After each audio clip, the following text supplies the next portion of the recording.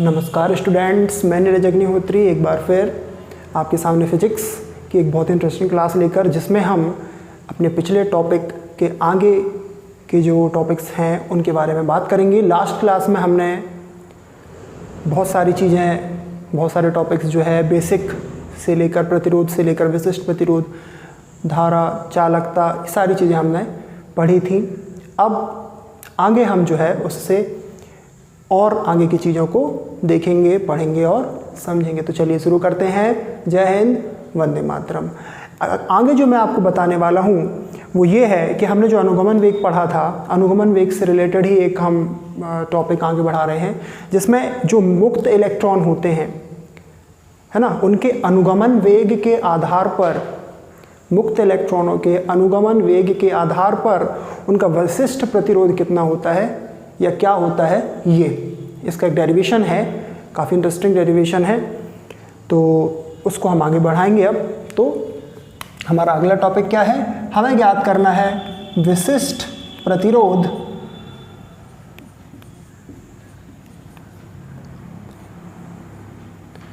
और किनका विशिष्ट प्रतिरोध हमें ज्ञात करना है। तो हमें उन मुक्त इलेक्ट्रॉनों का विशिष्ट प्रतिरोध ज्ञात करना है, और किसके आधार पर, अनुगमन वेग के आधार पर। ठीक है, तो भाई अब आगे हम बढ़ते हैं। तो सबसे पहले तो हम ये देखें कि कोई एक चालक तार है ना। पिछली क्लास में आप लोगों को मैंने कंडीशन बताई थी कि जो मुक्त इलेक्ट्रॉन होते हैं, यदि कोई चालक तार कहना चाहिए विद्युत क्षेत्र में नहीं है, तो वो मुक्त इलेक्ट्रॉन जो है वो यहाँ वहाँ कहीं पर भी गति करते रहते हैं। लेकिन यदि उस वायर को, उस तार को हम एक बाह्य विद्युत क्षेत्र के अंदर लाते हैं, तो उन मुक्त इलेक्ट्रॉनों के बहने की जो दिशा है वो क्या होती है और कैसे होती है, ये हमने आपको समझाया था कि जो मुक्त इलेक्ट्रॉन है ये धारा के विपरीत दिशा में बहने लगते हैं और धनायनों से टकराते हैं, और प्रत्येक धनायन से टक्कर के बाद जो है इनकी ऊर्जा कम होती जाती है और ये इनका वेग भी जो है कम होता जाता है। तो ये सारी चीज़ें मैंने आपको समझाई थी, तो उन्हीं को हम आगे बढ़ाते हैं। तो भाई हमने एक तार की कल्पना की या एक धातु की कल्पना की जो कि विद्युत की सुचालक है, और ये एक बाह्य विद्युत परिपथ से जुड़ी हुई है। ठीक है, ये मैंने एक बाह्य विद्युत परिपथ यहाँ पर ड्रॉ कर दिया।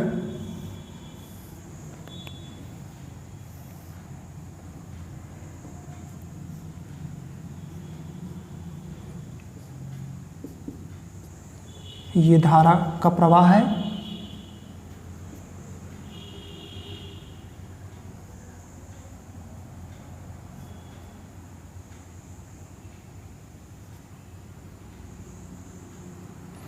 अब देखिए ये एक धातु है जो कि विद्युत की सुचालक है, या एक कह सकते हैं हम तार है जो कि विद्युत का सुचालक है। उसमें धारा प्रवाहित हो रही है, ये धारा प्रवाहित होने का मार्ग आपको दिख रहा है।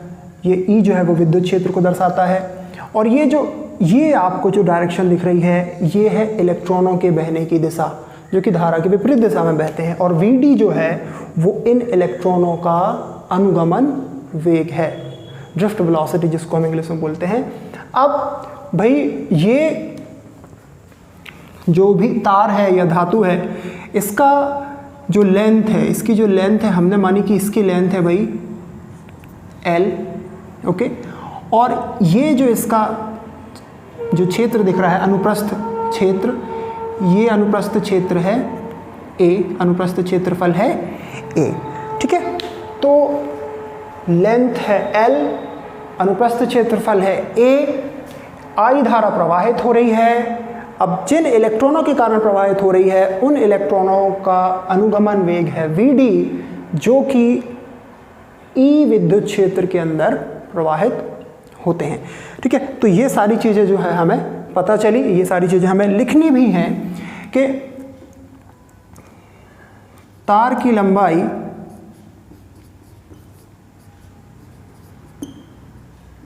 L, अनुप्रस्थ क्षेत्रफल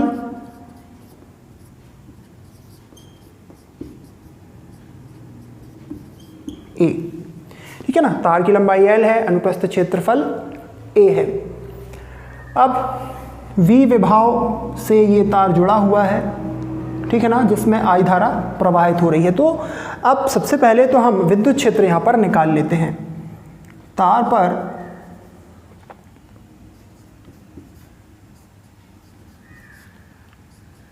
विद्युत क्षेत्र यानी E बराबर V बटे L, है ना।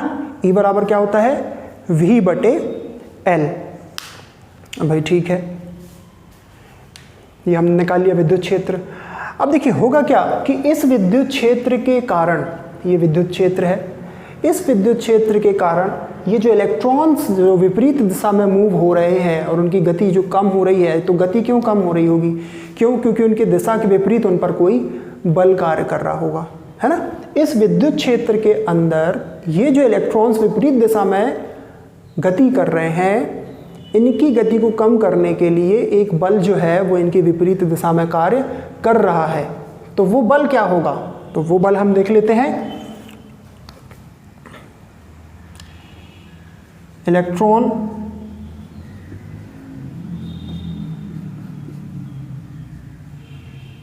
पर गति की दिशा के विपरीत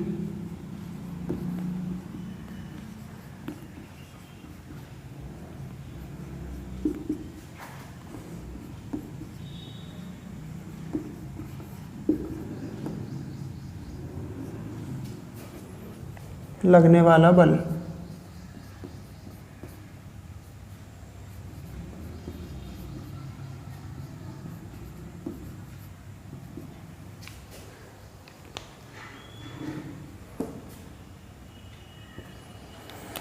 तो भाई बल यानी F और F बराबर यहाँ पर E और E। यहाँ पर जो E है ये इलेक्ट्रॉन का आवेश है और ये जो कैपिटल E है ये विद्युत क्षेत्र है ना। तो इस विद्युत क्षेत्र के कारण जो इलेक्ट्रॉन है उस पर एक विपरीत दिशा में बल लग रहा है, जिससे उसका जो वेग है वो कम हो रहा है। मैंने आपको समझाया था कि जब इलेक्ट्रॉन मुक्त अवस्था में मूव करते हैं, यानी कि बिना विद्युत क्षेत्र के मूव करते हैं, तो उनकी गति 10 की घात 5 मीटर प्रति सेकंड होती है। लेकिन यदि उनको हम किसी विद्युत क्षेत्र के अंदर लाकर उनकी मूवमेंट या उसके वेग को जब हम परिकलित करते हैं, नापते हैं, तो वो बहुत कम हो जाता है, 10 की घात -2 मीटर प्रति सेकंड तक कम हो जाता है। तो क्यों होगा ऐसा, क्योंकि उन पर कोई बल लग रहा होगा, उनकी गति के विपरीत दिशा में कोई बल कार्य कर रहा होगा। इसी के कारण जो है इनकी गति कम हो जाती है। तो हमने देखा कि भाई F बराबर होता है E into capital E, capital E that means विद्युत क्षेत्र। अब देखिए क्या हुआ कि भाई इलेक्ट्रॉन्स मूव तो कर रहे हैं, मतलब गति तो हो रही है उनमें, तो उस गति के कारण कुछ त्वरण भी उत्पन्न होगा। तो इनका त्वरण भी हम ज्ञात कर लेते हैं।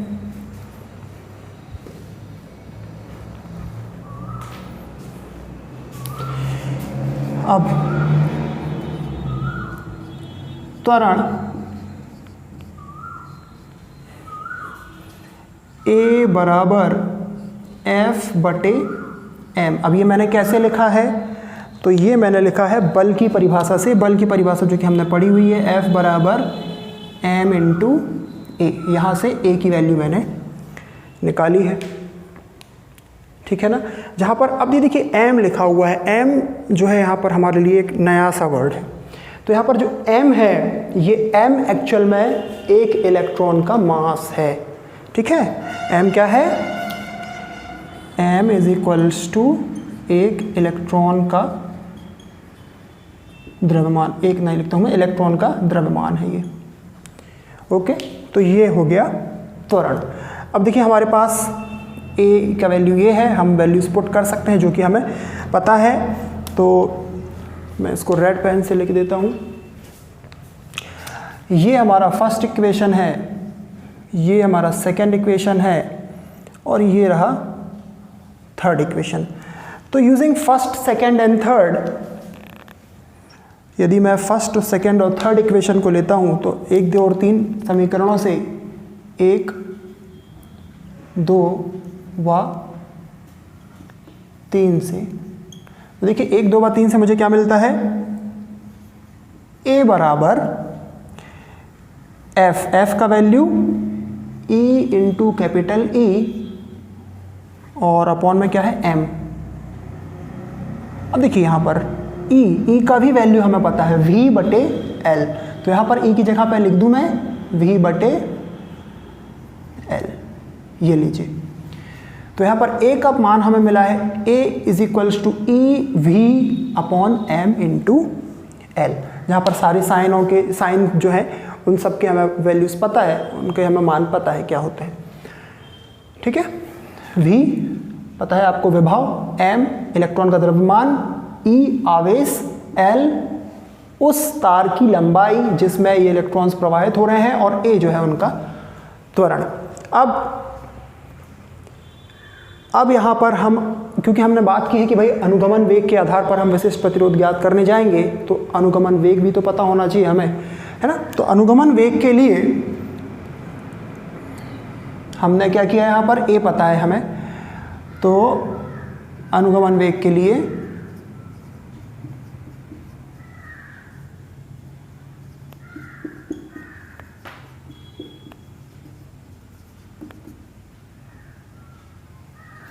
हमने लिया फर्स्ट समीकरण, हमें मालूम है गति का v बराबर u प्लस ए टी, ये होता है। ठीक है, जहाँ पे ये v क्या होता है, वेग होता है ना, ये प्रारंभिक वेग और ये अंतिम वेग, और ये जो अंतिम वेग है ये vd है, vd दैट मीन्स अनुगमन वेग है, तो मैं इसको vd लिख लेता हूँ। और प्रारंभिक वेग हमें लेना होगा 0। ठीक है, प्रारंभिक मतलब प्रारंभिक अवस्था, जब इलेक्ट्रॉन जो है वो गति करना स्टार्ट कर रहा होगा तब उसकी गति कितनी रही होगी, 0 रही होगी, तब उसका वेग कितना रहा होगा, 0 रहा होगा। तो समीकरण क्या बनता है, Vd इज इक्वल्स टू, ये तो 0 हो जाएगा, A इंटू टी, और A का मान है EV mL। अब यहाँ पर ये जो T बना हुआ है, ये जो T बना हुआ है, इसको मैं एक स्पेशल साइन टाउ लिख रहा हूँ, और ये टाउ क्या होता है ये मैं आपको एक्सप्लेन करता हूँ। भाई मैंने टाउ लिखा, अब ये टाउ क्या है, तो देखिए टाउ जो है, ये जो वर्ड टाउ है इसको मैं यहाँ पर एक्सप्लेन कर देता हूँ पहले आपको। टाउ, ये टाउ है भाई, इसको बोलते हैं श्रांति काल।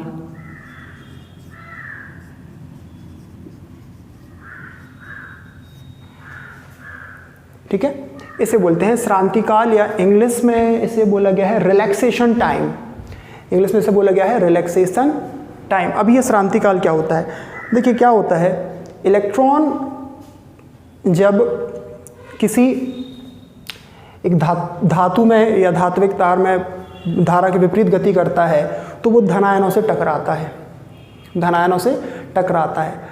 तो यही जो दो धनायनों से टक्कर होने के बीच का जो समय है ना, जैसे कि भाई ये इलेक्ट्रॉन मूव हो रहा है और ये धनायन यहाँ पर रखे हुए हैं। अब ये इलेक्ट्रॉन्स क्या होंगे, ये पहले इस धनायन से टकराएगा, फिर इस धनायन से टकराएगा, तो उन दोनों टक्करों के बीच का जो समय है उसे हम कहते हैं श्रांति काल। मतलब उन दोनों टक्करों के बीच के कुछ समय के लिए जो इलेक्ट्रॉन होता है वो रिलैक्स पोजीशन में होता है, मतलब फ्रीली मूव हो रहा होता है। ठीक है ना, इससे टकराया, थोड़ा देर फ्री मूव हुआ यानी श्रांति काल आया, फिर उसके बाद फिर टक्कर हुई उसकी, तो ये है श्रांति काल। तो श्रांति काल की डेफिनेशन आपको मैंने बताई कि ये डेफिनेशन क्या है, इलेक्ट्रॉन की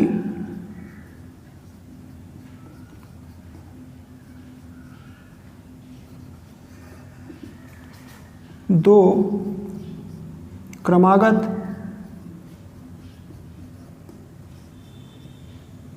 धनायनों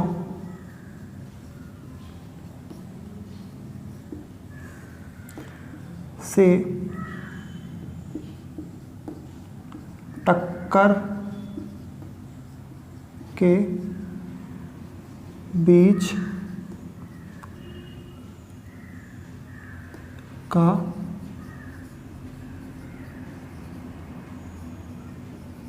समय। ठीक है ना, ये हो गया। तो ये मैंने इसको टाउ लिख दिया। चलिए आगे बढ़े। तो यहाँ पर मुझे V D is equals to सीधे सीधे मिला है वी डी बराबर E V tau upon M L. ये लीजिए, अब इसे v को मैं अलग कर लूँ यहाँ से, तो देखिए क्या होगा, वी डी बराबर ई टाउ अपॉन एम एल, और ये v अलग हो गया। ठीक है, अब पिछली क्लास का आपको ध्यान होगा, या आप देख सकते हैं पिछली क्लास में मैंने I का एक वैल्यू आपको बताया था, I is equals to N E A V D, है ना। अच्छा, क्या होता है ये I is equals to N E A V D, थोड़ा सा इसके बारे में हम बात कर लें। तो मैं इसको रफ कर देता हूँ फिलहाल। तो मैं आपको बता रहा था कि हमने लास्ट क्लास में पढ़ा था I is equals to N E A V D. ये भाई ये धारा है ना। इतनी धारा जो है वो प्रवाहित होती है एक तार से या धातु से, और ये है नंबर ऑफ, ये n जो है ये इलेक्ट्रॉनों की संख्या है, E जो है ये इलेक्ट्रॉन का आवेश है, A जो है ये अनुप्रस्थ क्षेत्रफल है, अनुप्रस्थ परिच्छेद का क्षेत्रफल, और VD जो है इन इलेक्ट्रॉनों का वेग है, अनुगमन वेग है। ठीक है, तो ये एक I का मान जो है वो मैंने आपको बताया था। अब इसे जो है हम इक्वेशन नंबर 4 दे दें, और ये रहा equation number 5। Okay, this is equation number 5 and this is equation number 4। तो हम देखते हैं समीकरण 4 व 5 से। समीकरण नंबर 4 व 5 से हम क्या देखते हैं, देखिए VD, ये VD मतलब हम VD का मान यहाँ पर पुट कर देते हैं।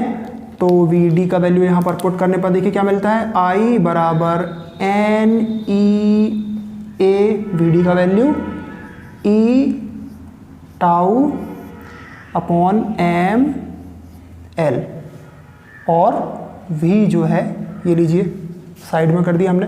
देखिए E डबल टाइम्स है, यानी I is equals to N E square A tau upon M L V। Correct. अब आपने एक रिलेशन पढ़ा हुआ है, कौन सा रिलेशन पढ़ा, ध्यान कीजिएगा, ओम का नियम, V is equals to R I, पढ़ा है यही हमने। तो भाई यहाँ पर अगर इस वैल्यू को मैं R लिखता हूँ, यदि मैं इसको R मान लूँ तो क्या होता है, I is equals to R V, यानी अभी तो ये उल्टा लिखा हुआ है ना। तो उल्टा लिखा हुआ है तो हम इसको कर लेते हैं सीधा। तो सीधा करने के लिए क्या करना होगा हमें, ये जो मान है इसको कर दें पक्षांतर आप, तो पक्षांतर करने पर मिलता है V बराबर M L upon N E square A tau into I. ये मान हमें लास्ट में जो है प्राप्त होता है। तो अब इस मान का हम क्या करें भाई, तो इस मान का हम बहुत कुछ कर सकते हैं, और हम जो है अब सॉल्यूशन पर आ चुके हैं अपने क्वेश्चन जो हमने टॉपिक उठाया था। तो देखिए यहाँ पर यदि हम इसकी तुलना करते हैं ओम के नियम से, V बराबर होता है R इंटू आई। तो यहाँ से हमें R बराबर क्या मिलता है, अतः R बराबर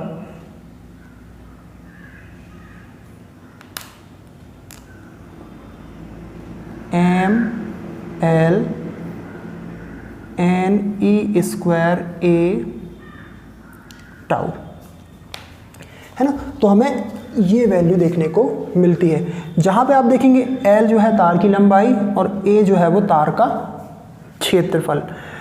तो यहाँ पर लंबाई और क्षेत्रफल की जब बात की जा रही है, तो लंबाई और क्षेत्रफल जब हम लेते हैं तो मैंने आपको समझाया था कि वहाँ पर जो प्रतिरोध होता है वो विशिष्ट प्रतिरोध होता है। जब जो प्रतिरोध है वो पर्टिकुलर जो तार की बात हम कर रहे हैं जिसमें धारा प्रवाहित हो रही है उसकी लंबाई और उसके क्षेत्रफल पर डिपेंड करने लगे, तो वहाँ पर जो प्रतिरोध हमें देखने को मिलता है वो प्रतिरोध नहीं होता, वो होता है विशिष्ट प्रतिरोध।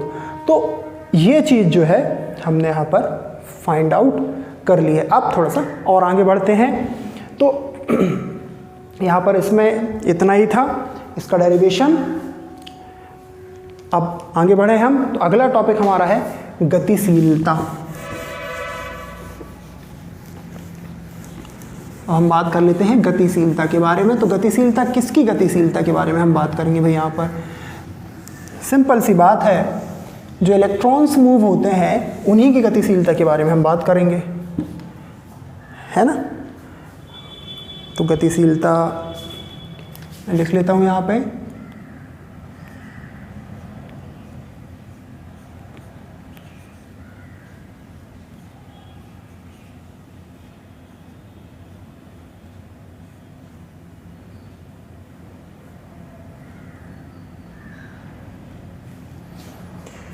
चलिए आगे बढ़ते हैं हम,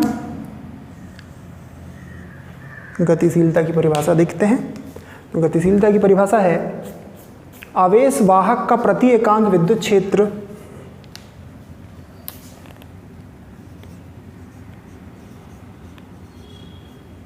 आवेश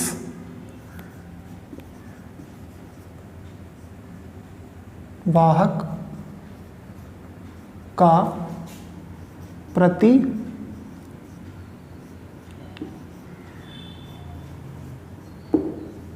एकांक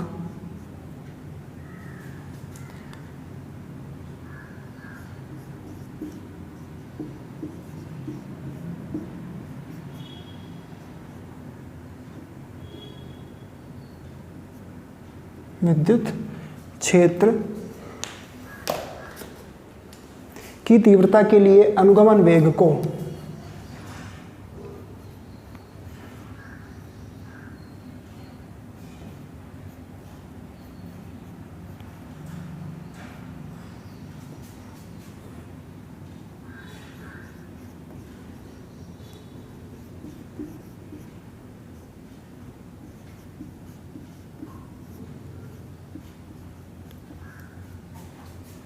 के लिए अनुगमन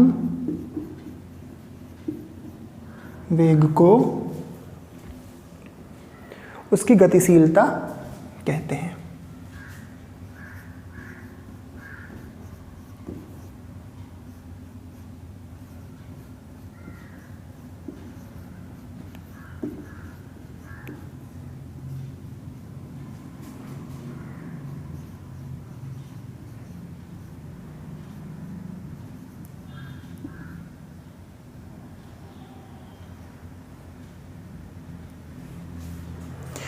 ठीक है, तो ये जो था ये हमने लिखा कि गतिशीलता क्या होती है, किसकी गतिशीलता और आवेश, है ना। यहाँ पर गतिशीलता तो किसकी, यहाँ पर जो आवेश वाहक हैं उनकी गतिशीलता की बात की जा रही है कि ये जो आवेश वाहक हैं ये प्रति एकांक विद्युत क्षेत्र की तीव्रता के लिए, किसकी तीव्रता के लिए, प्रति एकांक विद्युत क्षेत्र की तीव्रता के लिए जितना उनका अनुगमन वेग होता है ना, उसे आवेश वाहक की गतिशीलता कहते हैं।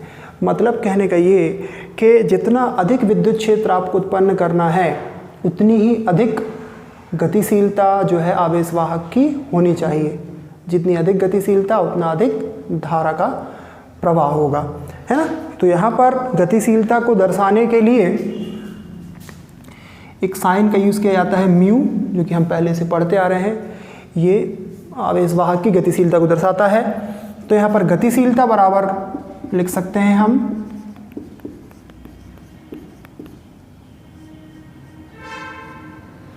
गतिशीलता म्यू बराबर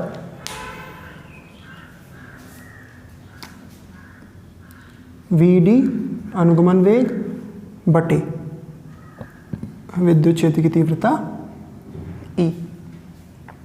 ठीक है,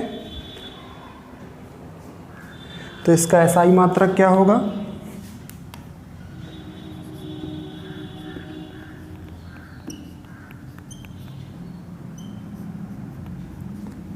इसका SI मात्रक हम वैसे तो निकाल सकते हैं।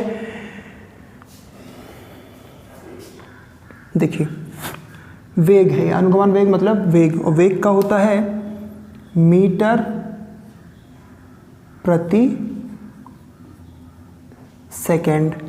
ठीक है, वेग का। और विद्युत क्षेत्र का होता है वोल्ट प्रति मीटर। इसका मैं और लिख दूं, वोल्ट प्रति मीटर। ठीक है, चलिए तो यहां से देखिए क्या बनता है, मीटर सेकेंड की घात ऋण 1 है ना, और इनके बटे में क्या लिखा हुआ है, वोल्ट मीटर और मीटर की घात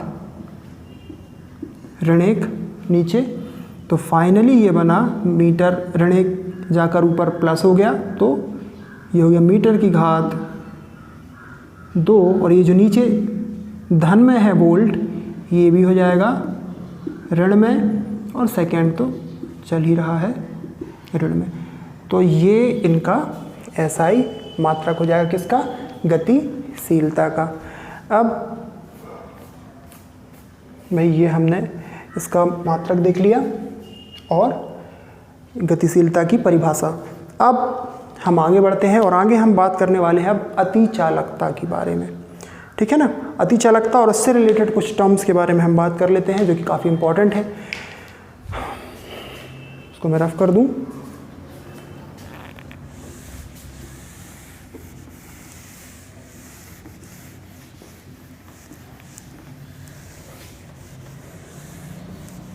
एक बड़ा ही इंटरेस्टिंग वर्ड है ये अतिचालकता जो मैं बता रहा हूं आपको।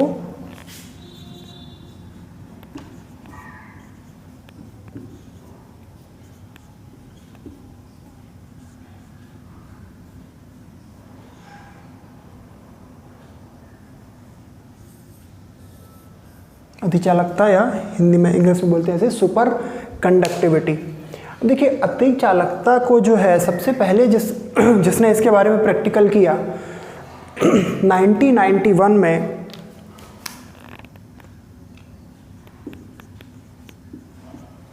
कैमरलिंग ओन्स। 1991 में ये जो कैमरलिंग ओन्स थे,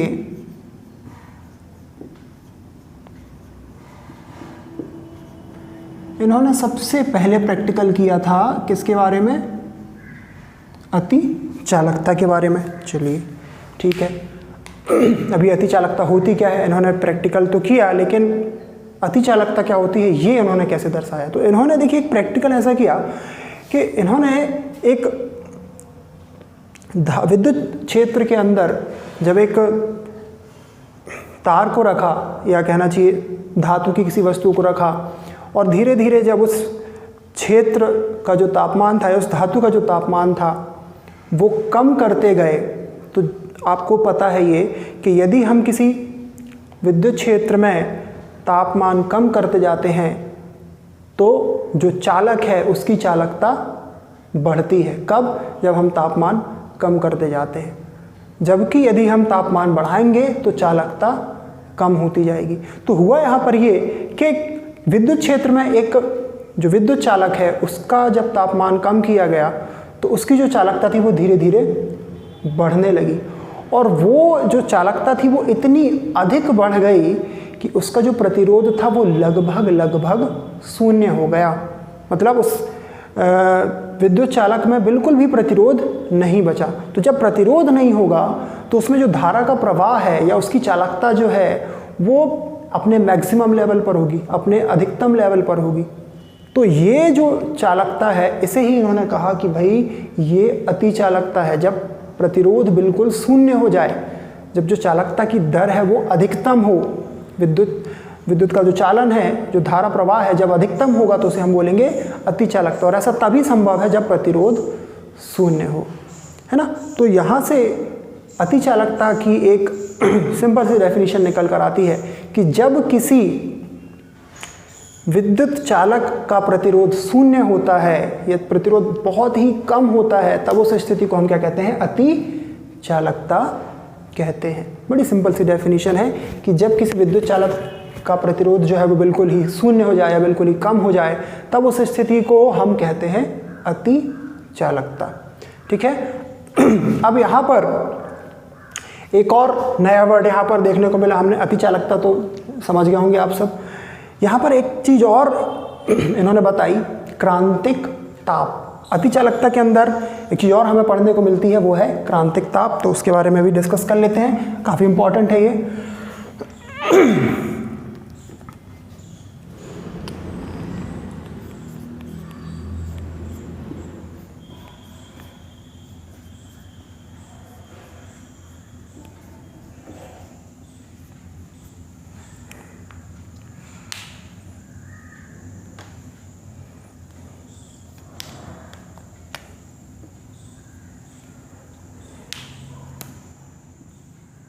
तो चलिए हम क्रांतिक ताप के बारे में बात कर लेते हैं। तो क्रांतिक ताप मतलब एक ऐसा ताप या एक ऐसा टेम्परेचर, इसको जो है T और C क्रिटिकल टेम्परेचर से दर्शाया जाता है, TC से दर्शाया जाता है।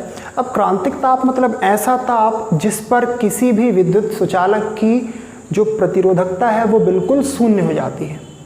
ठीक है ना, मतलब समझ गए आप कि वह ताप जिस पर किसी विद्युत चालक की प्रतिरोधकता शून्य हो जाए उसे हम कहते हैं क्रांतिक ताप। और प्रतिरोधकता जब शून्य होगी तब कौन सी स्थिति मिलेगी हमें, अतिचालकता की। तो ये दोनों चीज़ें जो है वो कहीं ना कहीं एक दूसरे से रिलेटेड है। ठीक समझ गए होंगे आप। अब देखिए साइंटिस्ट जो है उन्होंने ये तो बोला कि हाँ ताप कम होना या क्रांतिक ताप का आना, बट क्या प्रैक्टिकली ये पॉसिबल था, क्या प्रैक्टिकली वो चीज़ जो वो बोल रहे थे क्या उसको शो कर पाए? नहीं, तो ऐसा नहीं है। प्रैक्टिकली उन्होंने जो है इस चीज़ को शो नहीं किया, उन्होंने केवल डेफिनेशन वाइज जो है ये बताया कि हाँ क्रांतिक ताप होता है, अतिचालकता होती है। लेकिन अतिचालकता का एक्चुअल रीज़न क्या केवल ताप कम होना है या केवल क्रांतिक ताप का आना है ना। तो ये चीज़ जो है ये डिसाइड उन्होंने अभी तक नहीं किया है, कन्फर्मली नहीं कह सकते हैं। लेकिन हाँ कुछ रीज़न से जो है हम इसको समझा सकते हैं कि क्रांतिक ताप के कारण अतिचालकता कैसे बनती है या अतिचालकता की स्थिति कैसे निर्मित होती है। तो होता ये है कि हमें एक चीज़ मालूम है कि भाई एक विद्युत का चालक है, उसमें धारा का प्रवाह हो रहा है, तो उसके विपरीत दिशा में इलेक्ट्रॉन प्रवाहित हो रहे हैं जो कि धनायनों से टकराते जा रहे हैं, है ना। लेकिन क्रांतिक ताप की स्थिति में ये जो इलेक्ट्रॉन्स हैं ये अलग अलग ना मूव करके ये एक दूसरे के साथ युग्म बना लेते हैं और युग्म बनाकर ये जो है धनायनों से टक्कर नहीं करते। अब देखिए जब एक इलेक्ट्रॉन धनायन से टकराएगा तभी तो प्रतिरोध उत्पन्न होगा। धारा के मार्ग में प्रतिरोध कब उत्पन्न होगा, जब ये इलेक्ट्रॉन्स जो है धनायनों से टक्कर करेंगे तब प्रतिरोध उत्पन्न होगा। जैसे कि मैं चलते चलते सामने किसी वस्तु से जाकर टकरा जाऊं तो मेरी गति में कुछ अवरुद्ध उत्पन्न होगा, यानी कि प्रतिरोध होगा मेरा।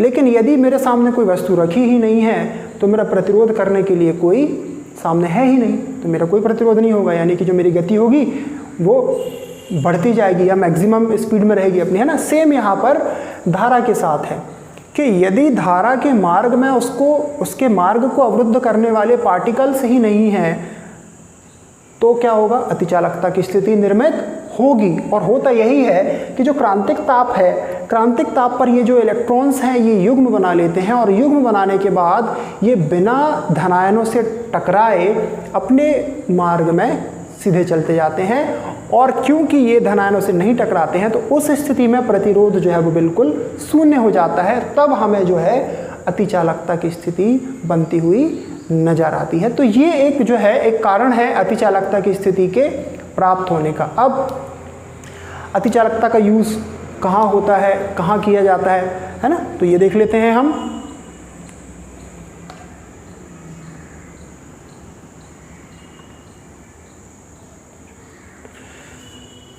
तो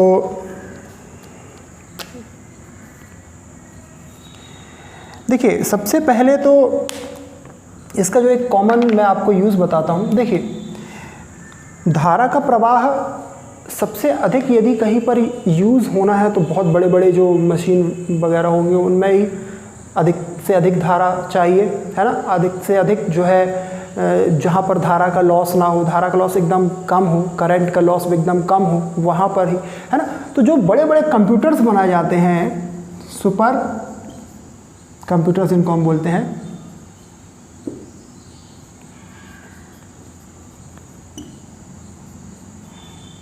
के निर्माण में,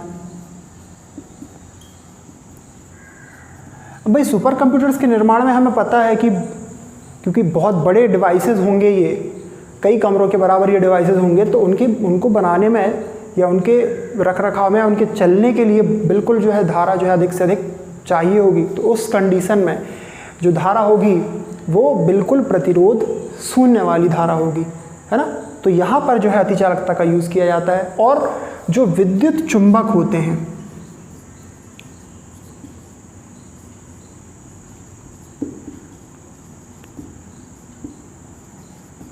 उनके निर्माण में भी जो है अतिचालकता का यूज़ किया जाता है।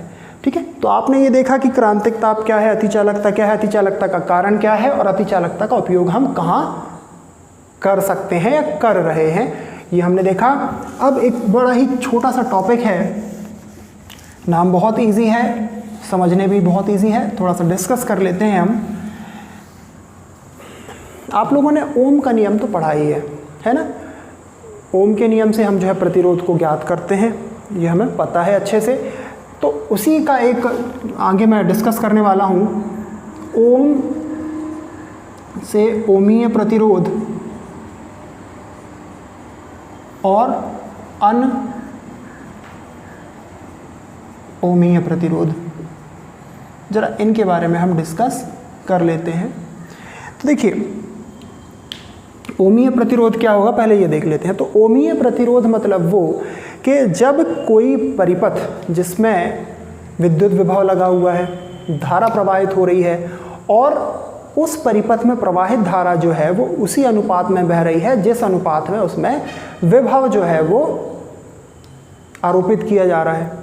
ठीक है, तो यहाँ पर हमें जो विभव और धारा का अनुपात मिलेगा वो हमेशा एक सा मिलेगा, जिसे हम बोलते हैं प्रतिरोध। ठीक है, तो जब कोई परिपथ ओम के नियम का पालन करता है तब वहाँ उसका जो प्रतिरोध होता है उसे हम बोलते हैं ओमीय प्रतिरोध। और हमें जो वहाँ पर वोल्टेज और करंट के बीच में ग्राफ देखने को मिलता है, जो कि आप लोगों ने पढ़ा होगा, वो हमेशा एक सीधी रेखा होती है। और ये सीधी रेखा इसलिए होती है क्योंकि ये जो विभव है और ये जो धारा है, इनके बीच का जो अनुपात है वो हमेशा ही एक जैसा बना रहता है, इसलिए ये ओमीय प्रतिरोध की स्थिति है।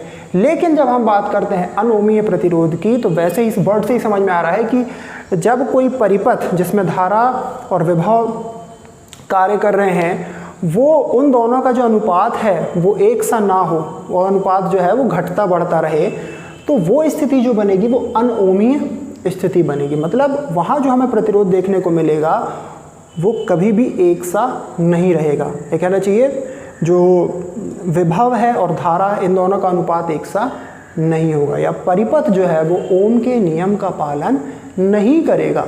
तो ये स्थिति होगी अनओमीय प्रतिरोध की। और इसका ग्राफ कैसा होगा, बड़ा ही सिंपल है कि यहाँ पर यदि सीधी रेखा है, यहाँ पर यदि हमें सीधी रेखा मिल रही है, तो यहाँ पर तो सीधी रेखा फिर हमें नहीं मिलेगी, है ना। यदि मैं यहाँ पर एक ग्राफ खींचने की कोशिश करता हूँ तो हो सकता है ये ग्राफ ऐसा बने, या ऐसा ना बन के हो सकता है ये ग्राफ कुछ ऐसा बने, कुछ भी यहाँ पर हमें प्राप्त हो सकता है उस ग्राफ में। क्यों? क्योंकि वहाँ पर धारा और विभव का जो अनुपात है वो एक जैसा नहीं है, वो बदलता जा रहा है, कम ज़्यादा हो रहा है। तो ये जो है ये अनओमीय प्रतिरोध कहलाता है। तो ये था आज का टॉपिक जो हमने अभी तक देखा। जैसे मैंने अतिचालकता की बात की, मैंने अनुगमन वेग के आधार पर विशिष्ट चालकता की बात की, और लास्ट में ओमीय और अनोमीय प्रतिरोध की बात की। तो अब जो है अगले जो टॉपिक्स हमारे बचे हुए हैं उनके लिए मैं आगे क्लासेस में आपको समझाऊंगा। फ़िलहाल आप ये सारी चीज़ें थी, इनको समझिएगा और हो सके तो नोट्स बनाइएगा।